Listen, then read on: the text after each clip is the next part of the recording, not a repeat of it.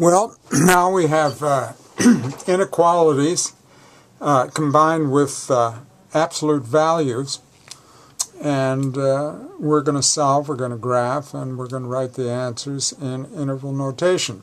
So let me point out something. Anytime you have this form, the absolute value of x is less than or equal to c, for example, you can simply dispense with the absolute value bars by rewriting your inequality in this form, putting the opposite of c on the left, sandwich x in between the two, or whatever's between the absolute value bars, between the two inequalities, and the constant c on the right. On the other hand, and by the way, that is the first step of business. We've got to get rid of these absolute value bars in order to do our work. On the other hand, what if you have the absolute value of x is greater than c? Well, we've got to rewrite this in two forms, in both forms, as a matter of fact. In fact, let me put an equal sign here now. I'll put greater than or equal to this time. So now, to dispense with the absolute value bars, we'll have two cases. The case where x is less than or equal to negative c, or the other case, we're going to rewrite this as x is greater than or equal to c. So we have two inequalities here to solve, and we have to solve them both. Okay, and then graph and provide the solutions. Okay, with that in mind, number one, x minus 7 is less than or equal to 3. Well, the orientation of the inequality is to the left. It meets this criteria, so we can dispense with the absolute value bars by writing minus 3 is less than or equal to x minus 7, which is less than or equal to 3. Now we need to isolate x, so we'll add 7 to every interval, plus 7, plus 7, plus 7, and 7 minus 3 is 4, less than or equal to x, and 7 plus 3 is 10. And now we'll graph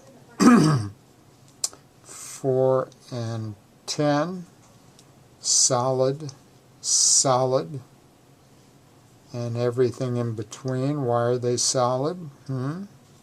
Anyhow, in interval notation, that'll be 4, 10, bracket, and bracket, and we're done with 1. Now, let's do number 2. So a little erase job. Okay, here's 2. So the absolute value of 3x minus 5 is greater than 3. So notice the orientation of the inequality is to the right, so now we use this option.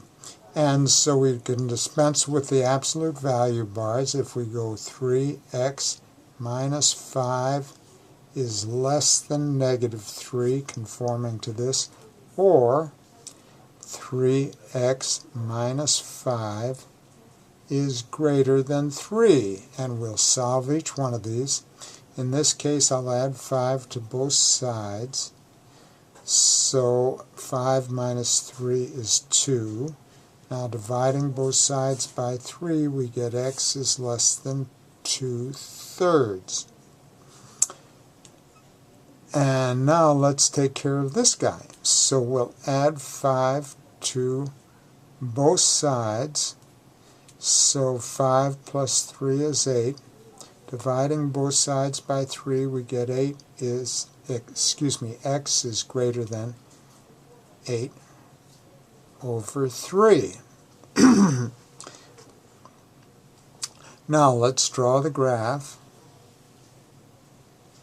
And here we are 2/3.